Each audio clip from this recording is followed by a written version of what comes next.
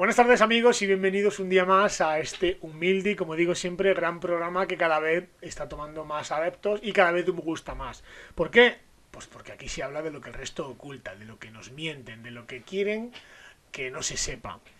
Soy Jesús Muñoz, autor de la página web malosdatos.falsos.com y como bien sabéis desde hace aproximadamente 2 años del canal de YouTube Malos Datos Falsos TV, donde víctimas de todo tipo de índole, denuncias falsas, abusos sexuales, maltrato, alienación parental, secuestro internacional de menores.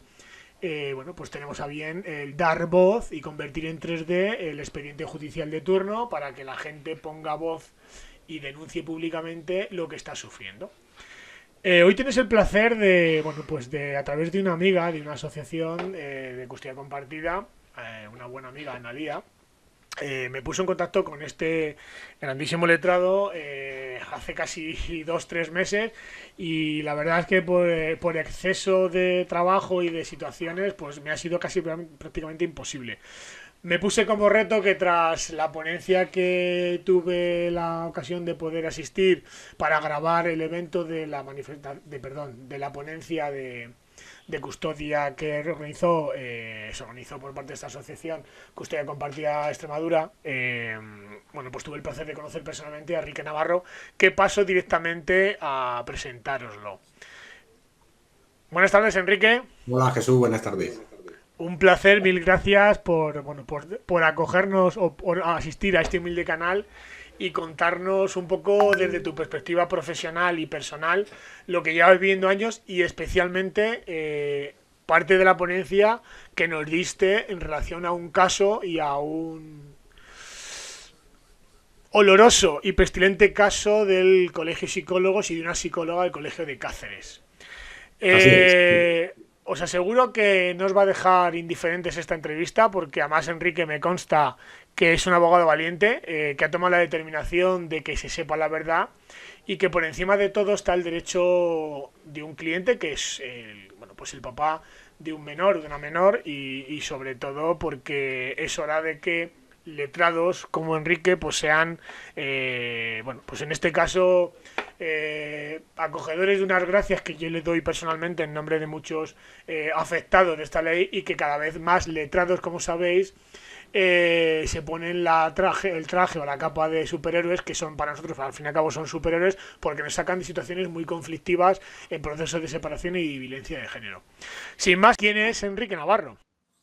Bueno, pues mira Jesús, bueno, primero agradecerte que me hagas esta entrevista porque luego te comentaré el caso que escuchaste en Badajoz, voy a entrar en profundidad en ese caso y lamentablemente los medios de comunicación que tenemos en este país pues no dan difusión a este tipo de noticias. Cuando es al revés, ¿no? Cuando un hombre es condenado, sí abre un telediario, pero cuando pasa una cosa de estas y el cliente es absuelto y después tiene consecuencias, como ha tenido en este caso, con una psicóloga colegiada del Colegio de Extremadura de Psicólogos, no sale en ningún medio de comunicación, ha salido en algún medio local, pero de ahí no ha pasado, ¿no? Entonces no se le da publicidad y hay muchas veces que si se diera publicidad, esos profesionales tendrían de hacer las cosas que hacen hasta el momento. Bueno, agradecerte por eso esta entrevista. ¿Quién es Enrique Navarro? Pues mira, soy un abogado de Cáceres que lleva colegiado desde el año 2003 en el Colegio de Cáceres, ejerciente desde entonces y en el despacho estamos especializados sobre todo en temas civiles, de familia y en derecho penal. Últimamente no me ha quedado más remedio, por lo que os contaré después, de especializarme un poco en derecho administrativo, ¿no? Porque la demanda que tuve que presentar ante el juzgado contra el Colegio de Psicólogos de Extremadura fue en los juzgados de lo contencioso administrativo de Mérida. Pero vamos, eso te lo contaré después. Enrique, como tuve la oportunidad de conocerte, aunque ya nos habían presentado y creo que habíamos hablado alguna vez por WhatsApp, tuve la oportunidad de conocerte en la ponencia a la que tuve el placer de poder asistir. Tras oír lo que oíste, diferentes ponentes y lo que allí sucedió, tanto de profesionales, políticos o de padres afectados que expusieron, bueno, por diferentes motivos por los que estaban allí y sus vivencias, ¿qué conclusiones como persona o como profesional sacaste de aquella magnífica ponencia? Pues mira, como persona, como pudiste ver, hubo un padre afectado que estaba allí con su hija, además una niña pequeña, y nos expuso los problemas que tenía, que no le dejaban ver al padre, ¿no? Entonces, eso como persona te afecta y a mí como padre me afecta. Como profesional, pues mira, echo de menos que se hagan este tipo de charlas o ponencias con respecto a este tema, ¿vale? Sé que lo que pueda decir aquí me puedo meter en un jardín, pero vamos, que me da exactamente lo mismo. Ya lo dije en la ponencia y te lo vuelvo a decir a ti. Me parece lamentable que haya muchos compañeros míos, profesionales que dicen ser del derecho, que usen las leyes para hacer daño a una persona, ¿vale? Cuando digo hacer daño a una persona es apartar a un padre, en concreto a los padres, de sus hijos. Y normalmente eso lo hacen los abogados que defienden a las mujeres. ¿Por qué digo esto? Porque es muy fácil, con la ley que tenemos, el presentar una denuncia por violencia de género, que no estoy diciendo que sea violencia de género una violencia física, sino que con que una mujer se presente en comisaría y diga que el marido le mira los mensajes de móvil, que le hace un seguimiento de los amigos, que le hace un no sé qué, ya te recogen una denuncia y se tramita por violencia de género. ¿Qué implica eso? Que para adoptar medidas civiles respecto a los hijos cuando se quieren divorciar es un procedimiento más rápido que si tú presentas un procedimiento civil de medidas provisionales o una demanda de divorcio. Cuando hay una denuncia de género, de violencia de género de por medio, lo que ocurre es que directamente detienen, en este caso, al padre o al marido, ¿vale? Le pasan a disposición judicial, se adoptan una serie de medidas personales, de orden de alejamiento o cualquier cosa de ese tipo, y aparte las medidas civiles con respecto a la guardia y custodia, pensión de alimentos, uso y disfrute de la vivienda. Eso que tarda 48 horas. Unas medidas provisionales o un procedimiento de divorcio se prolonga en el tiempo durante meses. Con lo cual, lo digo abiertamente, y me ha pasado de contrario, ¿no? Que hay muchos compañeros míos que han iniciado un procedimiento de violencia que luego ha terminado archivado o sobreseído, ¿vale? Pero eso, como se archiva o se sobresee, no entra dentro del porcentaje ese de denuncias falsas que dicen que es el 0,001 no sé cuánto, ¿no? Entonces, me parece lamentable. Y respecto a lo que te decía, la jornada, pues que estas cosas se tenían que hacer más a menudo, incluso por parte de los colegios profesionales, colegios de abogados, y no como se hace siempre, ¿no? Jornada de violencia de género. Vale, muy bien, jornada de violencia de género, pero dentro de unos límites. Que en ningún momento digo que la violencia de género no exista, ¿eh? Por supuesto que no digo eso. Pero que también tenemos que ver que hay muchas veces que se abusa de esa ley y lo vemos todos los días. Otra cosa es que no entre en los porcentajes que ellos dicen.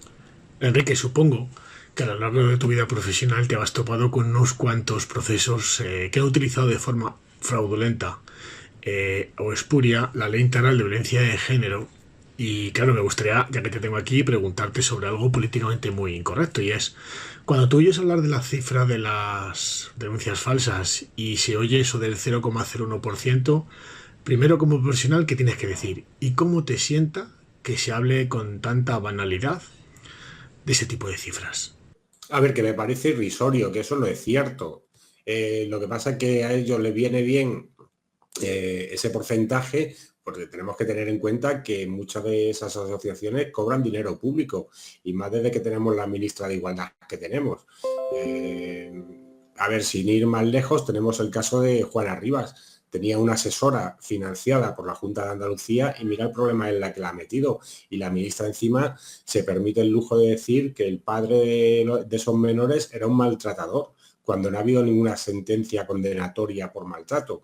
¿Cuál es el problema que creo que hay, o que yo veo que hay?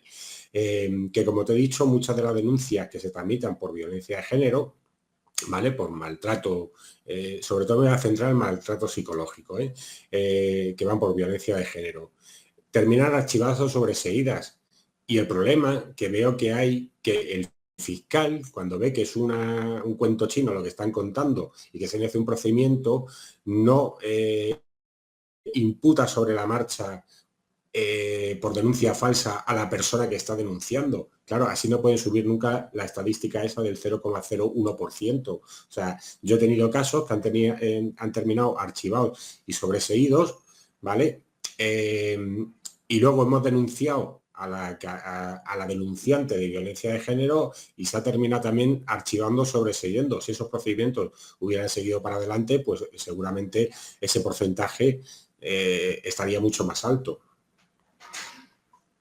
Pero vamos, básicamente el problema que veo, que Fiscalía, que lo ve igual que nosotros, que lo que están contando no es cierto y que se están aprovechando de ese procedimiento para adoptar unas medidas civiles en un procedimiento civil para el tema de la guardia y custodia, la pensión de alimentos y el uso de la vivienda, no actúan de oficio e imputan a la que está denunciando en falso.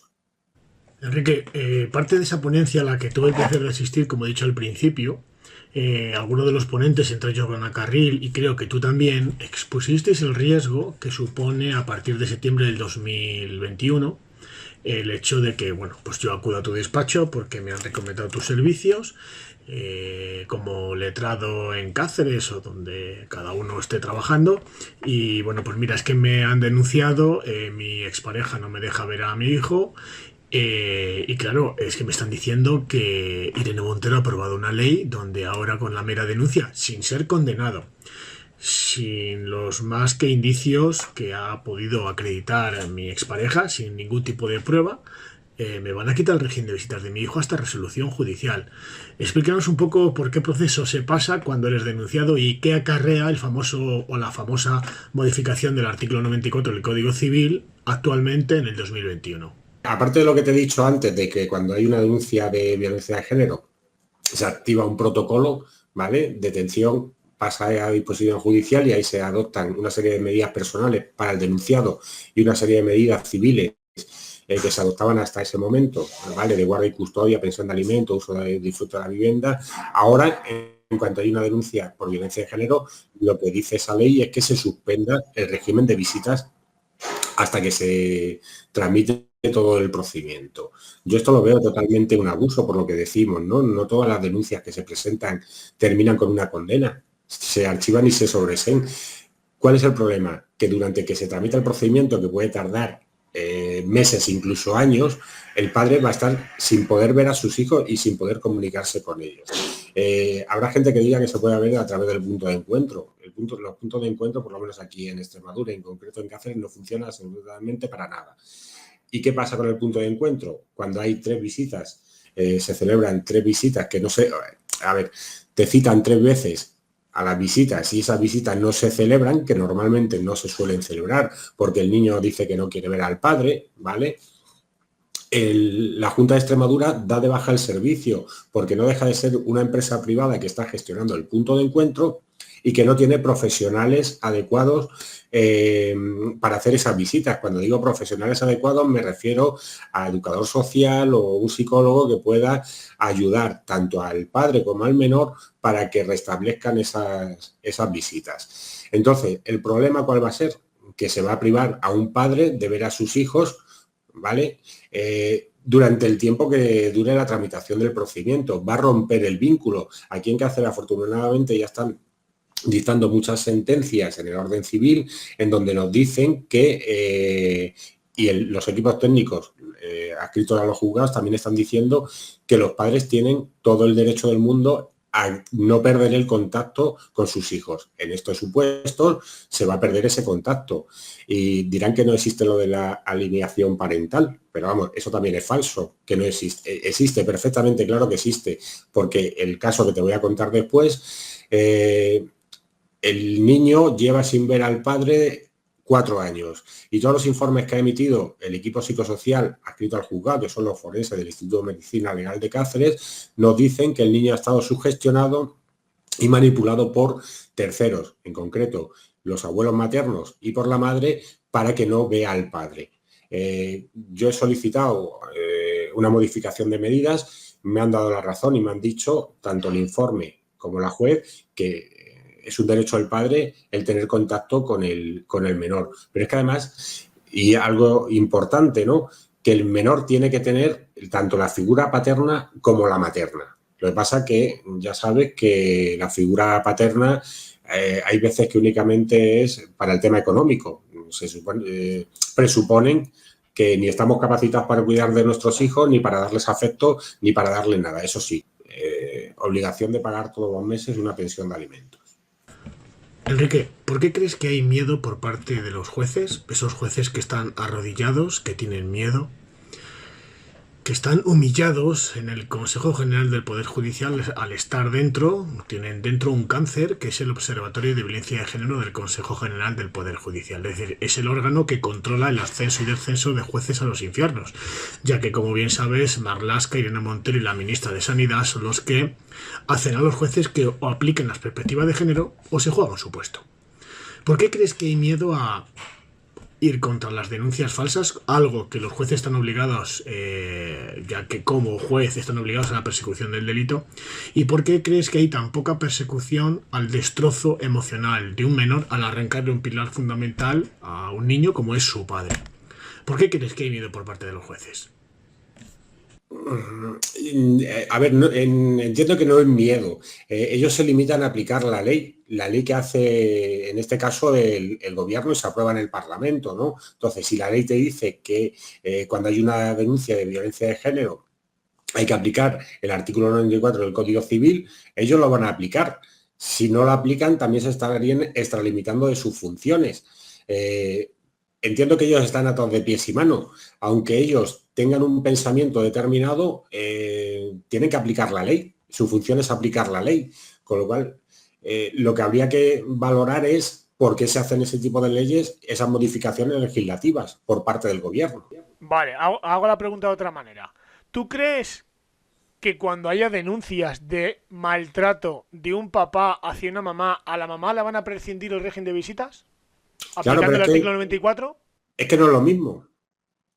No es lo mismo. Pero cuando yo tengo clientes que nos hemos presentado en comisaría para denunciar que estaba siendo acosado con 50 llamadas, con 40 mensajes de WhatsApp, llamándole de todo, y se han reído de nosotros cuando hemos ido a presentar la denuncia. Si eso es al revés, si va la mujer a presentar esa denuncia con las llamadas y con los mensajes de WhatsApp, ya sabes cuál es el desenlace, que tardan 5 minutos en mandar 4 coches patrullas y detenerle.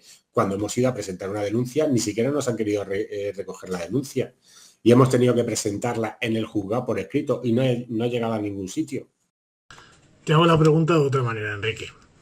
Vamos a ver, hasta cierto punto puede entender que un juez cobre sueldo, un sueldo público, entre ellos le pago yo de mis impuestos, ese señor con toga cobra un sueldo por aplicar derecho penal de autor.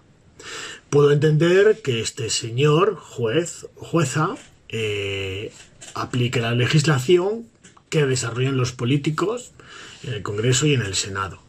Pero de la misma manera, el Congreso y el Senado, y antiguamente, antes de la aplicación de la Ley Integral de Violencia de Género, la 1/2004, años anteriores, había, supongo que has llevado bastantes casos de denuncias falsas y padres a los que se le han robado sus derechos y privado de la presunción de inocencia. El Código Penal ya establecía, con artículos en referencia al maltrato en el ámbito doméstico, suficiente articulación jurídica para poder condenar a toda aquella persona que produzca un menoscabo en la integridad física o psicológica contra otra, especialmente en el ámbito doméstico. Pero de la misma manera me hace gracia cuando los jueces se ponen las gafas de maderas y no aplican la legislación que los legisladores, valga la redundancia, han creado para perseguir la denuncia falsa con el artículo 456, 57 y 58. Es decir, los jueces, que bajo mi humilde punto de vista en gran mayoría en juego de violencia de género, pueden estar bajo la sospecha de la prevaricación porque no persiguen de oficio la denuncia falsa, es decir, miran para otro lado, pero sí aplican la legislación con derecho penal de autor que ya dejó por escrito el propio Consejo General del Poder Judicial al crear juzgados específicos para un grupo determinado de personas, puesto que menoscaban la integridad del artículo 14 de la Constitución y basaban la legislación de género en el derecho penal de autor, de la misma manera que lo hace la sentencia 59/2008, donde varios magistrados del Constitucional dicen que esta ley haría los sueños de Metzger, jurista alemán de la Alemania nazi, asesor jurídico de Hitler, que creó el derecho penal de autor de los alemanes contra los judíos. Pero eso es lo que te decía antes. ¿Por qué no lo hace el fiscal y actúa de oficio? Claro, aquí yo sí he vivido casos con jueces que directamente cuando han visto eso han imputado a la otra parte. ¿Qué otra cosa después? Que el procedimiento ya termina con una condena, que no termina en condena, pero sí se han abierto diligencias y se ha deducido testimonio de la declaración que había hecho el día del juicio. Depende también de la persona, ¿no? Del juez y de cómo vea el tema. Pero yo veo más problemas, en vez de los jueces, de fiscalía, que ellos ven el asunto igual que nosotros. Entonces, sobre la marcha, cuando tú estás viendo que no hay base suficiente en una denuncia que se ha presentado en comisaría porque no hay pruebas, porque no hay absolutamente nada, directamente imputar por denuncia falsa, que eso es lo que no se hace. Y en el tema que te voy a explicar después, yo ahora estoy en el paso de que he denunciado tanto a la madre como a los abuelos y a la psicóloga que hizo el informe, tanto por denuncia falsa como por falso testimonio. Ya les han tomado declaración en calidad de investigados y ahora los autos están en fiscalía para que vea si hay o no hay delito. ¿Que me puedo llevar una sorpresa? Pues, y me digan que se sobresee, sí, pero vamos, que está todo muy claro porque están las declaraciones que hicieron en instrucción, las declaraciones que hicieron en el juicio de la Audiencia Provincial de Cáceres, y está muy claro que hay no contradicciones, sino mentiras. El motivo de esta entrevista es porque, aparte de conocernos personalmente en la ponencia que desarrollasteis como Asociación Custodia Compartida Extremadura, Derechos por los Niños, una de las cosas que a mí más me conmocionó, supongo igual que a los muchos de los presentes que estábamos allí, fue la exposición de un caso específicamente que llevabas, y es cómo ha tenido el apoyo del Colegio de Psicólogos de la zona donde desarrollas tu profesión. Bueno, pues parece ser la mala praxis profesional de una psicóloga que, bueno, ha extralimitado todas sus funciones y que has arremetido contra ella, y que la justicia hasta ahora te está dando la razón y prácticamente se pide la inhabilitación de dicha psicóloga. Cuéntanos un poco cómo ha acontecido todo esto y qué le ha repercutido a tu cliente. Sí, además ha sido la primera vez que he tenido un tema de estos. Y además cuando llevas una cosa de esta ya te lo terminas tomando como algo personal, porque empatizas con la otra, con el denunciado en este caso, ¿no? Y dices, joder, que es que ninguno está libre de que le pueda pasar una cosa de estas. Entonces lo ve de otra forma. Si quieres te cuento desde el principio más o menos cómo fue el tema.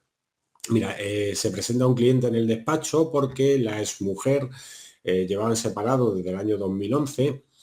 Y la mujer le presenta una demanda de ejecución civil por impago de la pensión y por el impago de unos gastos extraordinarios, que no era realmente como tal un impago de pensiones, porque la sentencia civil decía que cuando estuviera trabajando, cuando no trabajara iba a pagar una cantidad y cuando estuviera trabajando iba a pagar otra cantidad. Bueno, yo me persono en el procedimiento de ejecución civil. Y al final se termina solucionando porque mi cliente hace frente a todas las cantidades. Y con los gastos extraordinarios nos opusimos a pagar material escolar y el tema de uniformes, porque hay una sentencia del Tribunal Supremo que nos dice que esos gastos van incluidos dentro de la cantidad mensual de pensión de alimentos. Bueno, pues la señora se debió de enfadar, digámoslo así, ¿no? Y a los 15 días de esa demanda presenta una denuncia en comisaría diciendo que a su hijo de 7 años que tenía entonces había abusado de él y que le hacía cosas malas cuando se duchaba con él en la bañera. Bueno, la denuncia de la comisaría es para que la veas porque son folio y medio, y la que realmente presenta la denuncia es la abuela materna del niño. Se presenta la madre y la abuela en comisaría y presentan esa denuncia, ¿vale? Bueno, se tramita la denuncia, pasa al juzgado de instrucción, toman declaración a la madre y a la abuela, también al abuelo, hasta ahí bien. A mi cliente le toman declaración, evidentemente niega los hechos porque no son ciertos, y al presentar esa denuncia por unos presuntos abusos sexuales a un menor de 7 años, en el procedimiento civil se adoptan una serie de medidas. ¿Cuáles son esas medidas? Prohibirle al padre que vea a su hijo hasta que se tramite el procedimiento, y eso que en aquella época no teníamos el artículo 94, ¿vale? Pero como eran unos presuntos abusos sexuales a menor, se suspende el régimen de visitas y se le impone una orden de alejamiento con respecto a su hijo. Bueno, el juzgado de instrucción lo que hace es, lo primero que hace, además, que lo que se tiene que hacer en estos casos es que el menor sea examinado por las forenses adscritas al juzgado, el Instituto de Medicina Legal de Cáceres. Esa declaración del menor se hizo mediante una prueba preconstituida. ¿Eso qué quiere decir? Que se hace la declaración del menor con las profesionales, ¿vale? Para evitar que el niño sea victimizado y que vaya a declarar el día del juicio. Bueno, pues ¿cuál es la sorpresa? Que se hace esa prueba preconstituida. Se hizo en la sede del juzgado, en una sala de declaraciones que solo estaba el menor con la forense y la funcionaria que era la encargada de poner en marcha la grabación. El juez, el secretario del juzgado, el fiscal y yo estábamos en una sala independiente, ¿vale? Escuchando y viendo la declaración del menor. Esa prueba dura unos 35 minutos, que la forense estuvo con el menor preguntándole, además, sin hacer pruebas, o sea, sin hacer preguntas directivas ni inductivas. Son profesionales y saben cómo tienen que hacerlo, ¿no? En esos 35 minutos el menor no contó nada de los abusos que había denunciado tanto la madre como la abuela. Bueno, pues nos notifican el resultado de esa prueba preconstituida, un informe forense que emite la psicóloga forense que hizo esa prueba, y las conclusiones a las que llegan es que el menor no ha sufrido ningún tipo de abuso sexual por parte del padre. Eso creo recordar que fue un viernes y el lunes siguiente estaba citado para declarar mi cliente. Nos presentamos en el juzgado a la hora que nos habían citado para declarar y yo iba, pues imagínate, con la ilusión de que se iba a archivar el procedimiento por el resultado de la prueba preconstituida. Bueno, pues ¿cuál es nuestra sorpresa cuando llegamos al juzgado y nos dice la funcionaria que una psicóloga privada que había visto al niño ha presentado un escrito en fiscalía con una grabación del menor con una serie de preguntas que le hacía la psicóloga y presenta un informe con la transcripción de esa grabación donde el niño cuenta una serie de cosas de los abusos sexuales que había sufrido por parte del padre. Bueno, imagínate el mazazo que nos llevamos después de que tenemos una prueba preconstituida con la forense del juzgado, que el niño no cuenta nada relativo a abusos, y 2 días después, o 3 días después del fin de semana, nos presentamos en el juzgado y vemos que han aportado un informe particular con una grabación al procedimiento. Claro, ahí saltan todas las alarmas y el procedimiento sigue para adelante. ¿Qué es lo que yo hago? Yo presento un escrito al juzgado solicitando al juez que se vuelva a mandar un oficio al Instituto de Medicina Legal de Cáceres y que nos expliquen las forenses por qué el niño un viernes por la mañana no cuenta nada y esa misma tarde en una clínica privada de una psicóloga privada cuenta todo lo contrario. Bueno, pues el juzgado accede a esa prueba, manda un oficio al Instituto de Medicina Legal de Cáceres y nos contesta con otro informe diciendo que no se puede volver a valorar al menor porque ya ha sido entrevistado en varias ocasiones en sede judicial, ¿vale? Ya había prestado declaración.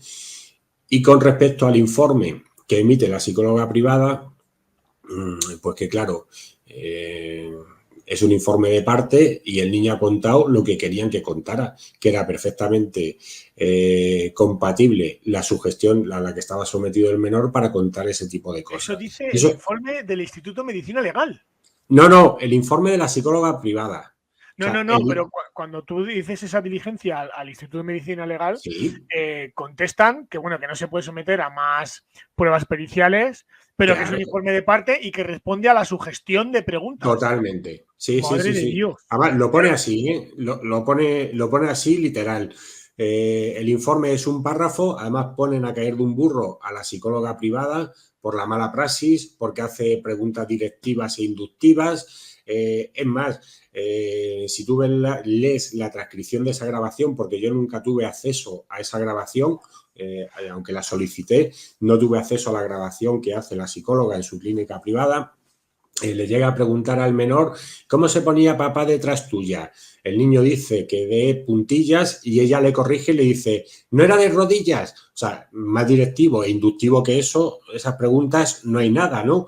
Bueno, pues aún así el procedimiento sigue su trámite y solicito el sobreseimiento y el archivo a la vista del informe de la prueba preconstituida y del segundo informe del Instituto de Medicina Legal de Cáceres. Y me dicen que no, que el juicio se tiene que celebrar porque en el procedimiento penal la prueba es de practicarse en plenario, ¿vale? Bueno, pues nos vamos al juicio, a la Audiencia Provincial de Cáceres. Se celebra el juicio. Solo te voy a decir que con el informe que había, los dos informes que había del Instituto de Medicina Legal, el fiscal mantuvo la acusación y la acusación particular, por supuesto que mantuvo la acusación. A ver cómo te cuento, porque es que la tramitación del procedimiento fue bastante larga, a la vez que desagradable, porque yo cada vez que pedía el sobreseimiento o el archivo, tanto el fiscal como la acusación particular se oponían. Lo del fiscal, bueno, es entendible. No entendí que el día del juicio, tras la práctica de toda la prueba, siguiera manteniendo la acusación. Pero la acusación particular sí me llamaba la atención porque yo cada vez que solicitaba el sobreseimiento o el archivo, se oponían, pero no se oponían por una cuestión jurídica, que además yo mantuve durante todo el juicio y durante toda la instrucción del procedimiento, que esto sí tenía, la denuncia tenía un fin espúreo y sacar un rendimiento económico. Te digo que el fiscal en su escrita de acusación solicitaba 6 años de prisión, ¿vale? Por un delito continuado de abusos sexuales contra su hijo menor de 7 años. No solicitaba responsabilidad civil por daño moral, ¿vale? Bueno, la acusación particular solicitaba también 6 años por los presunto delito de abuso continuado, pero solicitaba 50.000 euros de responsabilidad civil, ¿vale? Que no es moco de pavo ya. No, o sea, que es que no estamos hablando de ninguna tontería. Bueno, para que te llame más la atención todavía, una semana antes de la celebración del juicio, que ya estaba señalado, lo señalaron con bastante antelación en la audiencia provincial, la madre se presenta en comisaría y vuelve a presentar una denuncia en comisaría, no te estoy hablando de ejecución civil, una denuncia en comisaría porque no le había pagado una factura de las gafas en la óptica. O sea, le estaba reclamando unos gastos extraordinarios que ni siquiera había mandado a mi cliente, ¿vale? Para que se la abonara. Bueno, pues se presenta en comisaría y presenta una denuncia. Nos citaron a declarar en calidad de investigado por un presunto delito de impago de pensiones una semana antes o 3 días antes del juicio que se celebró en la audiencia. Bueno, y ahora paso a contarte cómo fue el juicio. El juicio fue en una sola sesión y duró 5 horas, porque declaró la madre del niño, la abuela, el abuelo, la psicóloga privada, las 3 psicólogas forenses que intervinieron en el procedimiento y se tuvo que reproducir en el juicio la prueba preconstituida. ¿Por qué te cuento esto? Porque la acusación particular no solicitó como prueba que en el juicio se reprodujera la prueba preconstituida, la grabación que había del menor de los 35 minutos con la psicóloga forense. Eso ha tenido mucha relevancia en el procedimiento penal, ¿vale? Luego te explicaré por qué. Tampoco solicitó en su escrito de calificación que el menor fuera a declarar en el juicio. La audiencia ya dijo en varias ocasiones que el niño no iba a declarar en el juicio porque se iba a producir una doble victimización que ya la sufría y por el tiempo que había pasado desde el inicio del procedimiento hasta la celebración del juicio. Entonces, aunque ella lo hubiera solicitado, la audiencia no se lo hubiera concedido porque para eso estaba la prueba preconstituida. ¿Qué relevancia tiene esto? Mucha porque, bueno, se celebra el juicio y mi cliente sale absuelto, ¿vale? La acusación particular presenta un recurso de apelación ante el Tribunal Superior de Justicia de Extremadura y la motivación de ese recurso principalmente era que es que el niño no había sido escuchado. Claro, imagínate mi contestación al recurso. Bueno, puse de todo porque es que me parecía totalmente ilógico que tú no solicites el que el menor vaya a declarar el juicio y ahora en apelación me digas que es que el niño no ha sido escuchado y que tenía que haber sido escuchado en el juicio de la audiencia. Que ya te digo, que la audiencia no se lo hubiera permitido por el tema de la doble victimización. Bueno, pues el TSJ de Extremadura dicta una sentencia confirmando la solución de la audiencia. Es más, hay un párrafo que lo ponen en negrita que dice que esa petición que hace la acusación particular no cabe en derecho, porque si tú una prueba no la has propuesto en primera instancia, no la puedes solicitar en segunda. Otra cosa es que tú solicites esa prueba, te la denieguen en primera instancia y en recurso de apelación puedas solicitar la práctica de esa prueba. Pero es que no era el caso. Bueno, no conformes con eso, con la segunda sentencia que confirmaba la solución, recurren al Tribunal Supremo. En el Tribunal Supremo inadmiten directamente el recurso porque no hay motivo de casación.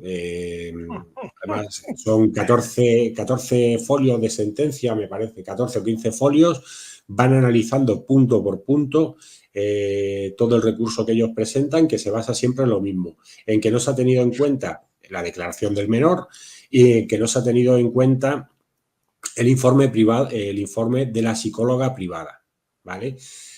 Yo el informe ese que aportó y la grabación que aportó la psicóloga privada lo impugné desde el momento cero, o sea, y la sentencia tanto de la audiencia como del TSJ como del auto del Tribunal Supremo nos dice que esa prueba no tiene validez ninguna porque no se ha seguido con las garantías legales necesarias. Entre ellos, que solo hay una persona que es la que está haciendo esa entrevista con el menor, y ya con los informes que teníamos del Instituto de Medicina Legal diciendo que es que había sido totalmente sugestionado e inducido a contar una cosa que realmente no ha contado. Y es más, esos informes nos dicen que además yo no conocía ese concepto hasta que no tuve este asunto, ¿no? Que el niño ha creado una falsa memoria. Eso lo explicó perfectamente la forense en la audiencia, en el juicio, cuando declaró como perito testigo en el juicio. A favor de tu cliente, claro. Sí, claro. O sea, que es que el niño estaba contando algo que no había vivido. Claro, eso es cuando te dicen, más o menos, es cuando cuentas 100 veces una mentira, al final se termina comiendo verdad. Que al final te la terminas creyendo. Pues eso es lo que ha pasado en este caso. Al final, bueno, ¿tú recuerdas cuando papá hacía? Y claro, al final, pues si me lo dices mal, claro. Al final te hacen creer efectivamente un hecho que es inexistente, por eso se crea la falsa memoria. La falsa memoria, y es en el punto en el que estamos ahora. El niño ya, una experiencia que no ha vivido, pues él se piensa que la ha vivido.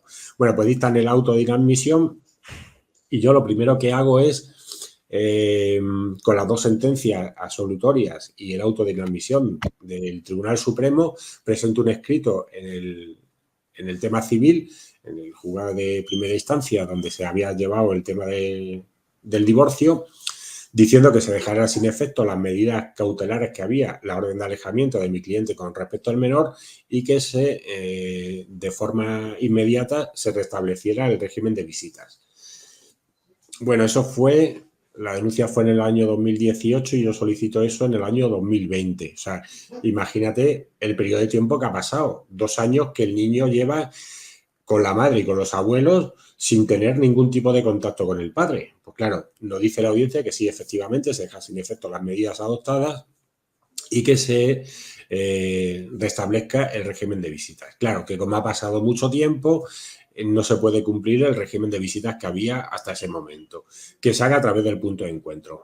Bueno, pues imagínate el cuadro que nos citan para el punto de encuentro, se presenta al padre, el menor se presenta, pero claro, le dice a los técnicos que están allí que no quiere ver al padre por el daño que le ha hecho. Esa es la primera.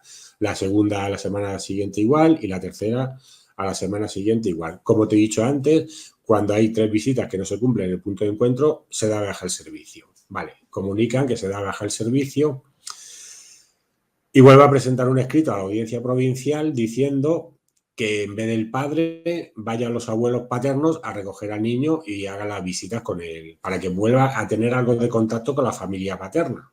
Porque claro, los abuelos durante todo este tiempo también han estado sin ver a su nieto. La audiencia me dice que sí, que se autoriza a los abuelos para el punto de encuentro. Otra vez, la misma canción. 3 visitas, la primera va, no, yo no me quiero ir con vosotros porque al final me vais a llevar con mi padre. La segunda lo mismo y la tercera, pues, a dar de baja el punto de encuentro. Presento un escrito al juzgado porque, a ver, ya llega un punto de desesperación que no sabe ni los pasos que tienes que dar para conseguir algo. Presento un escrito contando todo lo que estaba pasando, remitiéndome otra vez a los informes de las psicólogas forenses, donde se dice que el niño está sugestionado y manipulado y que va a ser casi imposible que el menor pueda tener contacto con el padre después de tantos años, y solicita auxilio, que vuelva a pasar otra vez el menor por las forenses y que nos digan la mejor forma de restablecer ese vínculo, ¿no? Bueno, el fiscal presenta un escrito diciendo que ese no es el procedimiento correcto para poder hacerlo y que lo que hay que hacer es presentar una modificación de medidas. Presento una demanda de modificación de medidas. Vuelve a ser examinado el menor por el equipo psicosocial del juzgado, la madre y el padre, ¿vale? Y los abuelos paternos, que también los solicité para que vieran las circunstancias que había, que llevaban también 3 años sin ver a su nieto. Bueno, emiten un informe. Bueno, tuvieron que suspender primero la primera citación que hubo porque la forense que la habían asignado era la misma que había llevado el tema penal. Entonces dijo que ella estaba contaminada y que tenía que ser un compañero suyo la que hiciera la exploración al menor. Se retrasó un poco más el procedimiento, pero bueno, al final emitieron el informe y nos dijeron lo que te he dicho antes, ¿no? Que no se puede permitir que se rompa el vínculo de esa forma de un menor con el padre, porque al final va a terminar afectando al menor, que se va a criar solo con la experiencia que le han hecho vivir sin tener contacto con el padre. Esa sentencia salió, creo que, no sé cuánto tiempo hace de lo de Badajoz, un mes o menos, pues me la notificaron esa misma semana. La ponencia fue en octubre. Sí, pues esa misma semana nos notificaron la sentencia esa civil de la modificación de medidas. La sentencia nos dice que se va a acoger a lo que dice el informe del equipo psicosocial, que consiste en que las visitas se vayan reanudando de forma progresiva. ¿Vale? ¿Cuál es la particularidad? Que aquí sí nos dicen que se sometan a la intervención de profesionales de la Junta de Extremadura, pero no para que autoricen las visitas del menor con el padre, sino para que apoyen y ayuden a que el menor pueda tener contacto y reanudar el contacto con el padre. La abogada contraria se empeñaba en decir que siempre que un profesional dijera que tenía que restablecerse las visitas, el niño lo haría, que si no, no. O sea, imagínate. La juez dijo que no se podía supeditar lo que dijera el menor a la profesional para que se restablecieran esas visitas con el padre. A día de hoy todavía no ha llegado nada de la Junta de Extremadura para que se sometan a ese plan de ayuda de restablecimiento de las visitas. Una vez que teníamos el auto de inadmisión del recurso de casación ante el Tribunal Supremo y todo lo que decía tanto ese auto como la sentencia de la Audiencia Provincial como del TSJ respecto a la psicóloga privada, yo le planteé al cliente el denunciar a la psicóloga ante el Colegio de Psicólogos. Ya le expliqué que esto era una lucha bastante larga y que a lo mejor no daba los frutos esperados. ¿Con qué me refiero con eso? Que tú puedes presentar la denuncia y que se termine archivando porque corporativismo hay en todos los sitios y que era muy difícil que la sancionaran. Bueno, pues presentamos la denuncia ante el Colegio de Psicólogos, nos contestan diciendo que se va a abrir un expediente sancionador y que por lo que ven se han incumplido 2 artículos del Código Deontológico. en concreto el artículo 25 y el artículo 42. Yo denuncié por el artículo 25, que era que había examinado y se había entrevistado con el menor sin tener el consentimiento de ambos progenitores. Cuando el niño va a la consulta porque le lleva el abuelo, solicita la cita al abuelo paterno, en ningún momento se solicita autorización de mi cliente para poder hacer esa entrevista y mucho menos la grabación de audio que hizo, ¿vale? Entonces, le dan plazo de alegaciones a la psicóloga y ella se excusa en decir que como eran unos hechos muy graves los que estaba contando el menor, cosa que esa misma mañana no había contado en sede judicial, que se ve obligada a actuar sin el consentimiento del padre y en emitir el informe y presentarlo en fiscalía.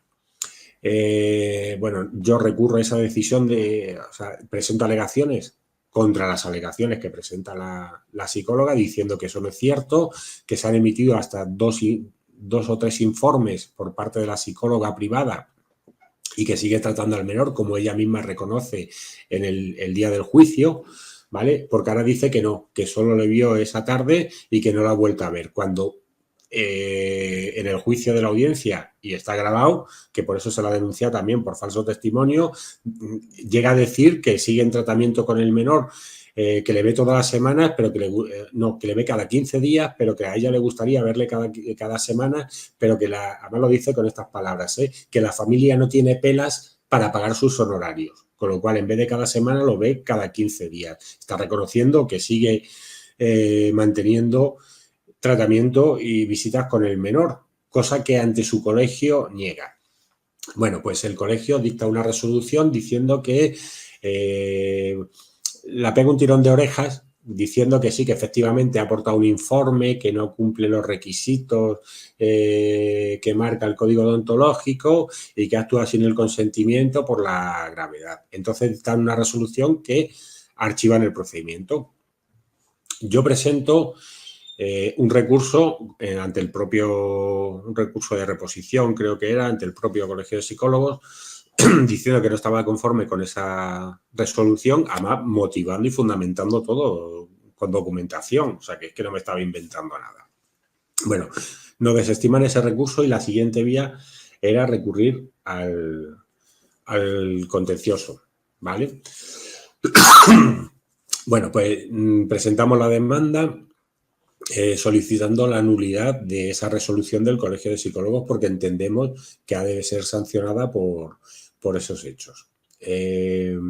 Después de suspender el juicio 2 veces, una de ellas porque no se había emplazado por parte del Colegio de Psicólogos a su colegiada, se celebra el juicio y a los 6 meses de celebrarse el juicio dicta la sentencia y nos da la razón diciendo que efectivamente el Colegio de Psicólogos, que más en un párrafo dice que falta la verdad, con lo cual han mentido en ese procedimiento. Ahora te voy a explicar los motivos por los que entiendo que han mentido. Nos da la razón y la juez dice que se ha incumplido el artículo 25 del Código Deontológico, que es la falta de consentimiento de uno de los progenitores, y el artículo 42, que yo eso no lo denuncié. Y el artículo 42 dice que cualquier resultado del informe hay que comunicarlo a la parte afectada. En este caso se lo tenía que haber comunicado al padre y en ningún momento le comunicaron. El informe ese que presentaron en el procedimiento penal, pues a mi cliente no le dieron traslado en ningún momento porque lo presentaron directamente en fiscalía. Rebobino para atrás y te digo por qué entiendo que mintió. Y esto llama bastante la atención.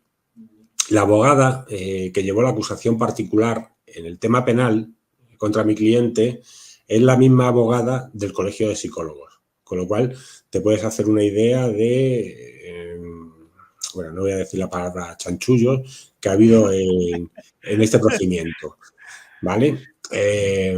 Bueno, se dicta la sentencia, como te digo, se puede recurrir ante el Tribunal Superior de Justicia y el Colegio de Psicólogos, representada por la misma abogada que llevó la acusación particular en el tema penal, recurren al TSJ diciendo que, ¿cómo lo alegaban? Que había falta de legitimación activa de mi representado. Es decir, que mi representado no tenía capacidad legal para poder recurrir una decisión del Colegio de Psicólogos. Eso es así jurídicamente es así, siempre y cuando no te cause un perjuicio.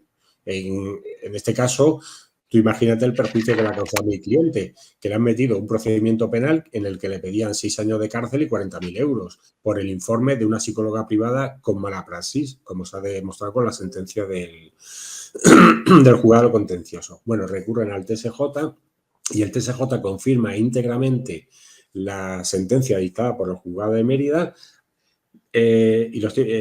pero dice que no se puede sancionar por el artículo 42 del Código Deontológico, porque como no se ha visto, cuando se tramitó el procedimiento administrativo ante el Colegio de Psicólogos, nosotros eso no lo denunciamos, que ellos no han podido entrar a valorar eso y con lo cual solo se la puede sancionar a la psicóloga por el incumplimiento del artículo 25. Bueno, yo pensaba que iban a recurrir al Tribunal Supremo, visto lo visto, al final la sentencia ya fue firme el día 18 de septiembre y en octubre le notifican a mi representado una resolución del Colegio de Psicólogos diciendo que se ha vuelto a abrir, que para dar cumplimiento a la sentencia del juzgado contencioso se ha vuelto a abrir un expediente sancionador contra la psicóloga. Bueno, yo presento un escrito al juzgado diciendo que eso no tiene ni pie ni cabeza, que jurídicamente ese acto es totalmente nulo, porque yo lo que recurrí ante el juzgado contencioso era la decisión de archivo del procedimiento, no el procedimiento en sí. Y la juez lo que dice es que se tiene que dictar una resolución que inhabilita a esta señora y se la sancione conforme a derecho. Es lo que pone la sentencia. Ellos no, ellos inician un nuevo procedimiento sancionador. ¿Qué implica eso? Que le vuelven a dar plazo para que presente alegaciones. ¿Para qué va a presentar alegaciones si la sentencia es muy clara y nos dice que ha incumplido el código deontológico? Con lo cual lo único que pretenden es dilatarlo en el tiempo. Bueno, en la jurisdicción contenciosa, para solicitar la ejecución de una sentencia hay que esperar 2 meses desde que se le comunica la firmeza. Ayer hizo los 2 meses, con lo cual hoy he presentado la ejecución de sentencia ante el juzgado de lo contencioso administrativo y además solicitando la nulidad de todos los actos que están haciendo de inicio de un nuevo procedimiento. Ahora esperar a que nos dice el juzgado de lo contencioso de Mérida. Pero lo lógico es que nos diga que efectivamente que no se puede iniciar un procedimiento cuando ya hay un procedimiento en el que se les ha obligado y lo único que falta es dictar una resolución. No volver a iniciar un procedimiento nuevo para sancionar a esta señora. Para terminar, Enrique, decirte que ha sido todo un placer y un orgullo poderte traer a este humilde canal, que tenéis tanto la asociación como tu despacho para cualquier denuncia social, cualquier denuncia que queréis realizar sobre cualquier otro caso estrambótico, de cualquier abuso, estafa procesal, abuso de la propia Ley Integral de Violencia de Género, de estos semiprofesionales o pseudoprofesionales como esta psicóloga que espero que como presunta delincuente por una estafa o por una falsedad documental, manipulando informes o manipulando una menor para que crear un informe falso de abuso sexual, bueno, pues me gustaría que nos contases cómo ha quedado este caso, sobre todo que queda inhabilitada del Colegio de Psicólogos, que se dé luz y taquígrafos a esta señora que no puede ejercer más en un colegio de psicólogos. Así que nada, simplemente te quiero dar las gracias, que tienes esta casa abierta para ti y toda aquella persona que quiera denunciar su situación, y que cuando quieras, aquí serás bienvenido. A ti, ha sido un placer poder contarte esta historia y no te preocupes que te mantengo informado tanto de la resolución del Colegio de Psicólogos, la sanción que la puedan poner en vía administrativa, y te voy a mantener informado también del procedimiento penal que haya abierto contra esa psicóloga, contra la madre y contra los abuelos. Un fuerte abrazo, Enrique, fuerza y honor. Levantaos una y otra vez hasta que los corderos se vuelvan leones. Hasta la próxima, chicos.